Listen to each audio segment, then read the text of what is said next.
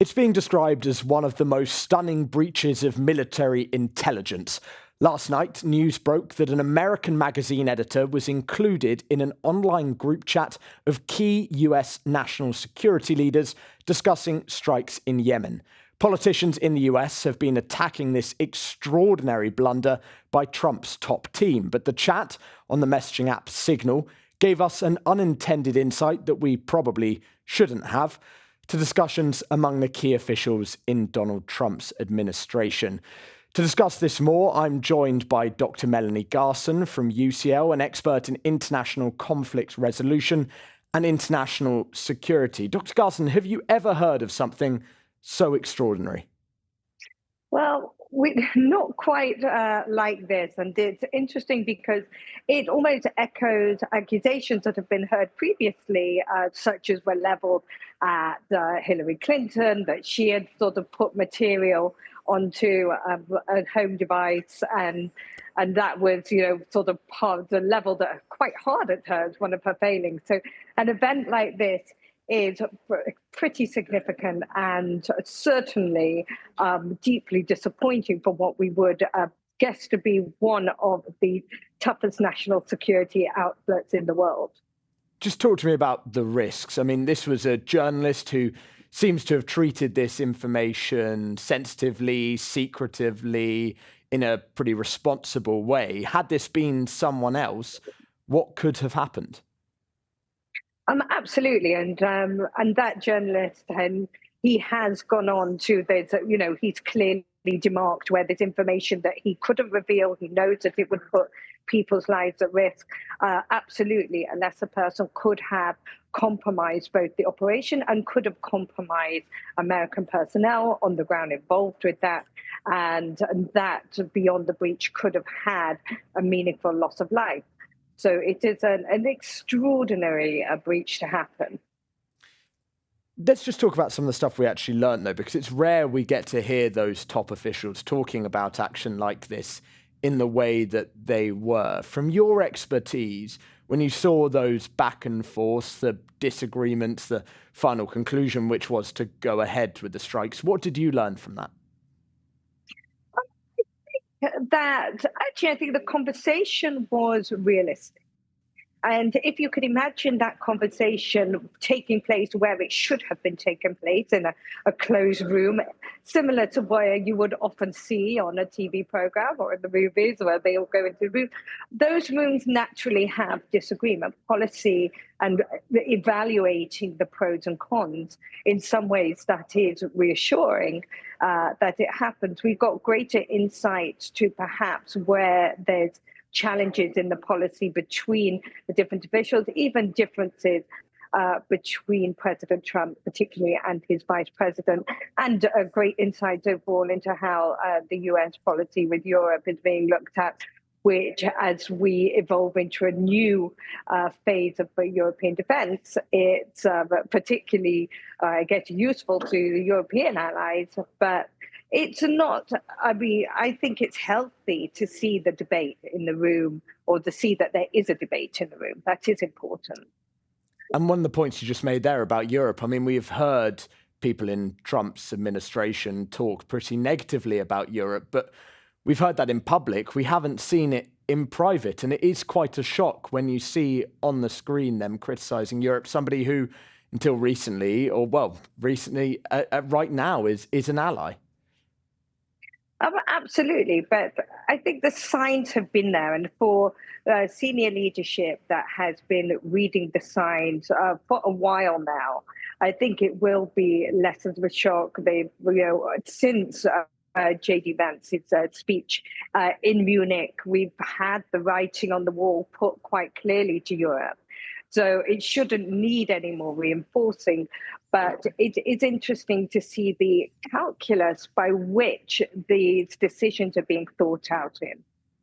I just want to talk about some of the people on the group. We had Defense Secretary Pete Hegseth. We had the Secretary of State, Marco Rubio, or at least these people appear to be on the group. We had the Vice President, who you just mentioned there.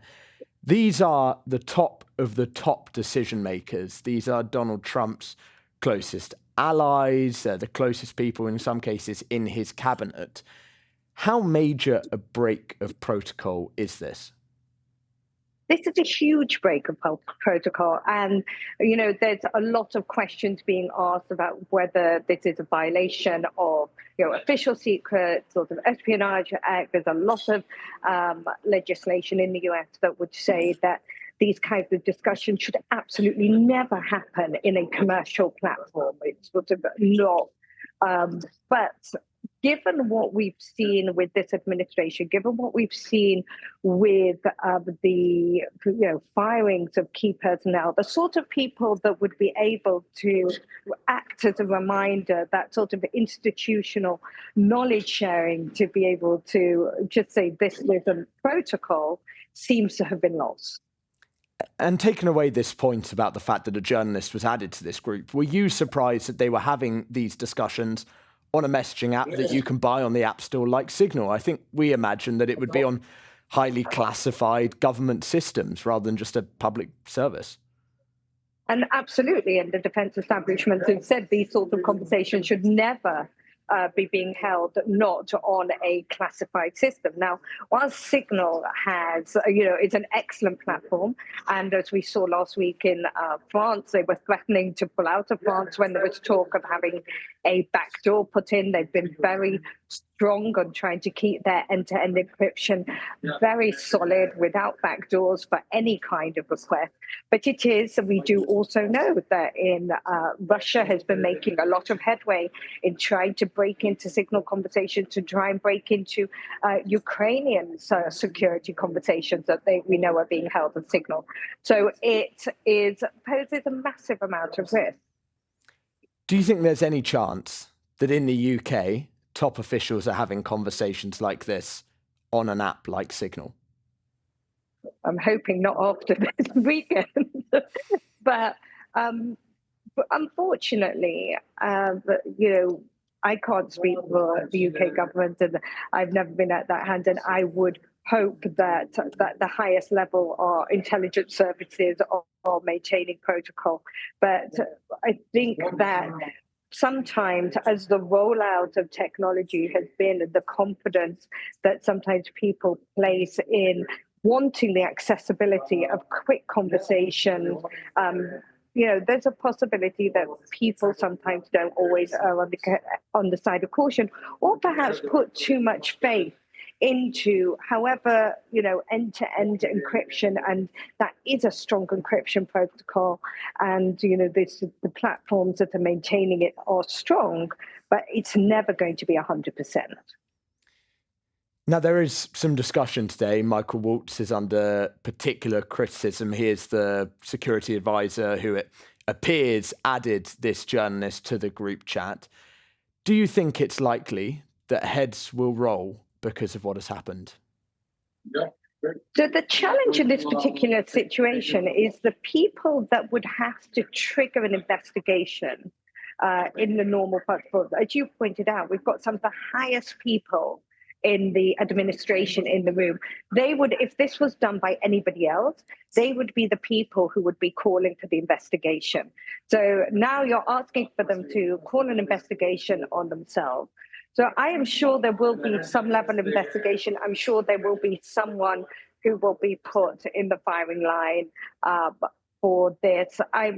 The question of whether it was Mike Waltz himself, whether there was an aide, whether it was someone that he instructed with a list of people, and that person got it wrong. A lot of people, like myself, were thinking, who was the intended person to be on that call?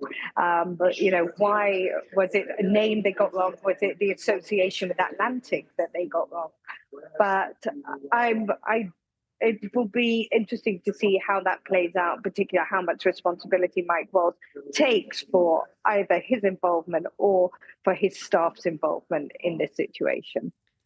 And I think just going back to that point you made at the start about Hillary Clinton's emails, that came to dog her campaign. It was potentially one of the reasons she lost that campaign.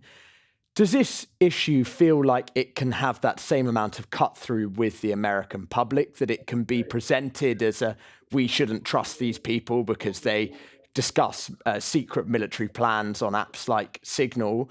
Or do you think this will be ignored by many of the American public? Well, I think in a parallel for that, and it is an irony that it is Secretary Rubio who was part of leading that campaign against Hillary Clinton at that time. But we've also subsequently we saw the investigation into Donald Trump for between the administrations for papers that he held that was supposedly a breach of protocol and classification, and that didn't seem to impact the election. I think the wider ramifications are going to be felt between the allies, between intelligence sharing services, between the thinking about how how information is shared with the U.S. administration more widely, and how those relationships are managed, because it will be of concern to think about that. We're talking the highest level of information, the actual details of a targeted strike. It doesn't get much more classified than that. And I think the reverberations will be felt much more externally than internally. I just wanted to finish up asking, if you are an adversary of the US right now, are you rubbing your hands with glee? Well, I think there's the sense of, there's always the sense of reputational damage and how that is pointed out.